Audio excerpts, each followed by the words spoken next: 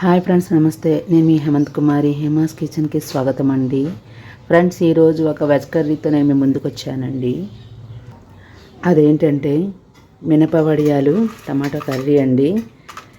ఈ మినపవడియాలు ఎలా తయారు చేస్తారంటే, మినపప్పు నానబెట్టి దాన్ని శుభ్రంగా రుబ్బి దీన్ని వడియాలుగా పెట్టుకుంటారండి. దీన్ని మనం ఎండలో ఎండబెట్టుకొని బాగా ఎండాక దీన్ని కర్రీలో ఉపయోగించుకోవచ్చు, లేదా డైరెక్ట్గా కర్రీ కూడా మనం చేసుకోవచ్చు. ఇప్పుడు దీంతో మనం కర్రీ తయారు చేసుకుందాము. మొదటగా స్టవ్ వెలిగించుకొని బాణాలి పెట్టుకుందాము. మొదటగా స్టవ్ వెలిగించుకున్నామండి. అందులో కొంచెం ఆయిల్ వేసుకుందాము. కొంచెం వేసుకుందాము, ఎందుకంటే మినపొడియాలని వేపుకోవాలి. ఇప్పుడు ఈ వడియాలు ఉన్నాయి కదా, కొంచెం వేపుకుందాము.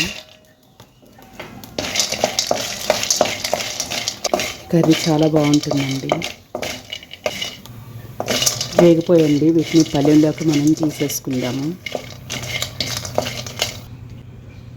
ఇప్పుడు మరికొంత ఆయిల్ వేసుకుందాము. ఆయిల్ వేసుకున్నాం కదా, వేడైంది. ఇందులో పోపులు వేసుకుందాము.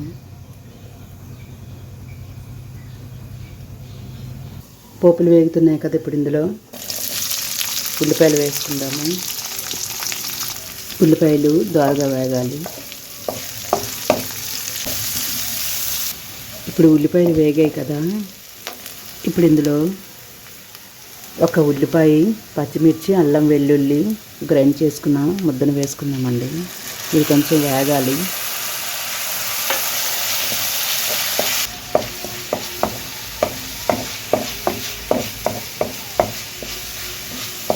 ఇప్పుడు ఇందులో కొంత టమాటా ప్యూరీ వేసుకుందాము.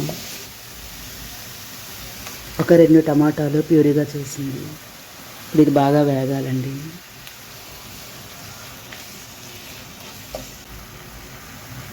ఇందులో కొంచెం కారం, పసుపు వేసుకుందాము.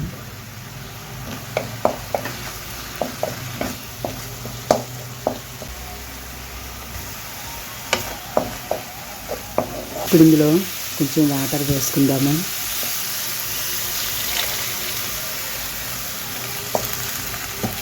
కొంచెం ఉప్పు వేసుకుందాము.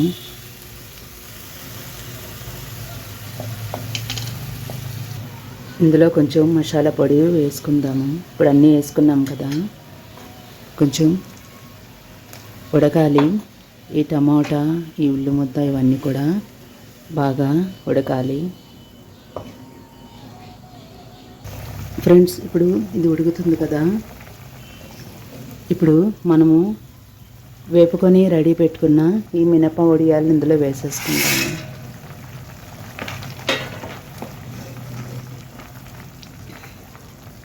ఈ మినప వడియాలు వేపుకున్నాం కాబట్టి కొంచెం బాగా ఉడకాలి. మనము దీనిపై మూత పెట్టేసుకుందాము. ఒక 10 నిమిషాల పాటు ఉడకాలండి.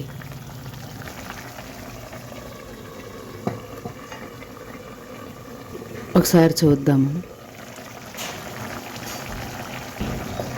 ఉడుకుతుందండి. ఇందులో మనము కొంచెం కొత్తిమీర వేసుకుందాము.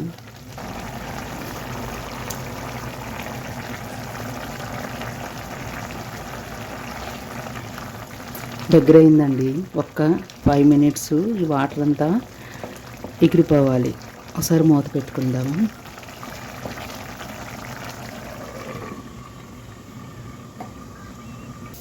ఫ్రెండ్స్, చూద్దామా ఎంతవరకు వచ్చిందో. దగ్గర పడిందండి.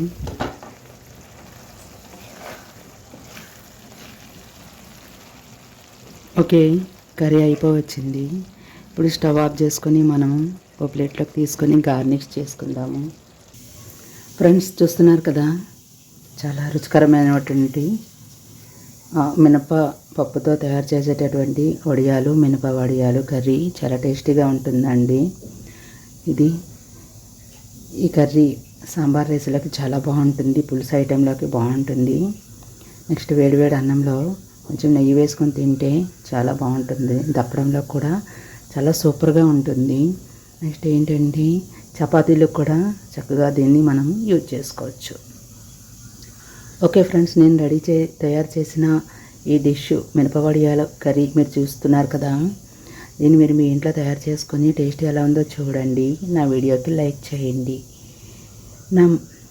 మీ ఫ్రెండ్స్కి షేర్ చేయండి. నా మరిన్ని వీడియోస్ కోసం నా ఛానల్ని చూస్తూ ఉండండి ఫ్రెండ్స్.